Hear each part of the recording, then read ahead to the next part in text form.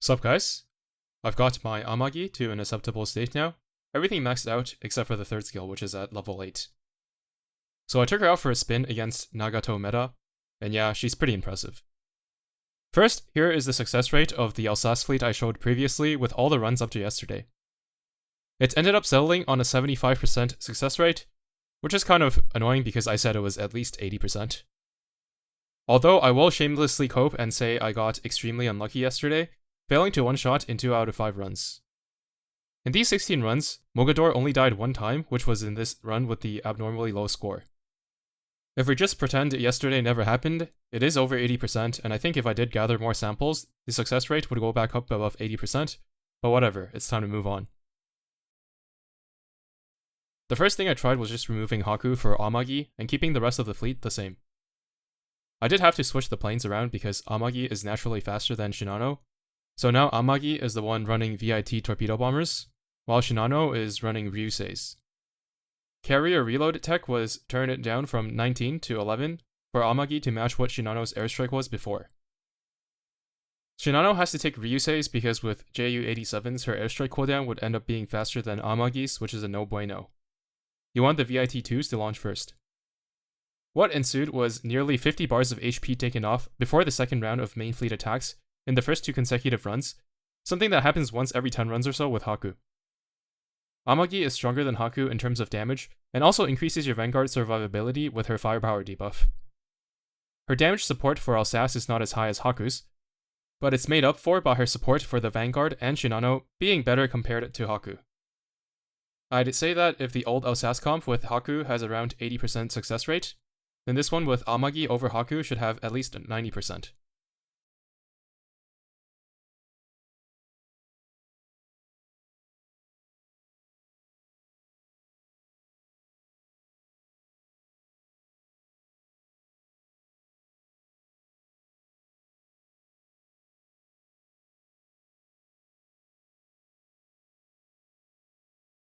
Next, I wanted to see if I would be able to construct a fleet that would not need to adjust for carrier reload for convenience sake. No reload adjustment means not being able to rely on Mogador Stab to land the last round of airstrikes, so I gave Implacable a try. Before adding Amagi, Implacable was lacking a bit too much in damage, but I felt hopeful with how much extra damage Amagi was providing. I had Implacable go last, and as you can see, there's no way anything is missing on the last airstrike here. I still had to run Mogador though and keep heavy cruiser reload tech at 0 just to set up for Unzen, otherwise Unzen can low roll as low as 150k damage, which replacing Mogador could never make up for. Unfortunately, despite not relying on Mogador Stab to land the final round of airstrikes, if she misses too many times throughout the fight, the damage is lacking without her torpedo debuff, so it is possible to not deal enough damage on rare occasions.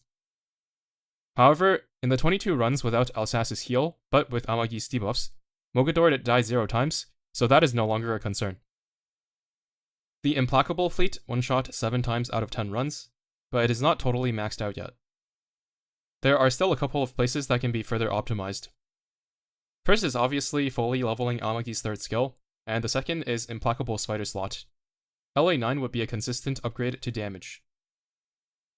With those 2 changes, I believe that the 1 and 2 bar remaining runs would likely have been one-shots, but it would not have been able to make up for the run that was short by 4 bars. Again, even though the fleet in its current state might just be a little bit more inconsistent, keep in mind that the point is Implacable is ensuring that everything lands, and you do not have to touch your carrier reload tech. You can leave it at max regardless of how much you have.